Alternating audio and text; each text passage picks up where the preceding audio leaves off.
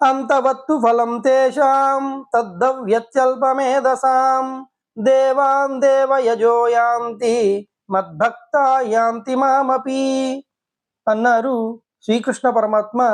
సప్తమాధ్యాయం అంటే జ్ఞాన విజ్ఞాన యోగంలో 23వ శ్లోకంలో.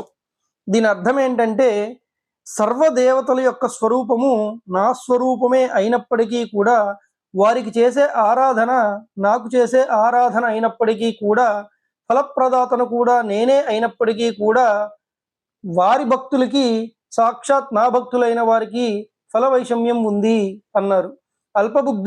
అల్పబుద్ధులైన వ్యక్తులు ఆరాధనాలబ్ధమైన ఆ ఫలం నాచే వసకబడినదైనప్పటికీ కూడా అది అశాశ్వతము. దేవతోపాసకులు వినాశయుక్తులైన దేవతలనే పొందుతున్నారు, కానీ నా భక్తులు మాత్రం అనాది అనంతుడు పరమానంద రూపి అయిన నన్ను పొందుతున్నారు, అంటే భగవంతుని పొందుతున్నారు అని దీనికి అర్థం. అందుకనే మనం ఎన్ని పూజలు, వ్రతాలు, ఉపవాసాలు, నోములు చేసినప్పటికీ కూడా ప్రతి నిత్యం కూడా ఆ మాధవుణ్ణి, ఆ పరమేశ్వరుణ్ణి, ఆ శ్రీకృష్ణుని, ఆ విష్ణుమూర్తిని ఒక్క శ్లోకం ద్వారా అయినా కానీ, ఒక్క నమస్కారం ద్వారా అయినా కానీ ఆయన స్మరణ చేయాలి, ఆయనకు ఒక నమస్కారం చేయాలి. లేకపోతే మనం ఎన్ని శ్లోకాలు, శాస్త్రాలు చదివినా, ఎన్ని స్తోత్రాలు చదివినా ఆఖరికి అవి వ్యర్థమవుతాయి.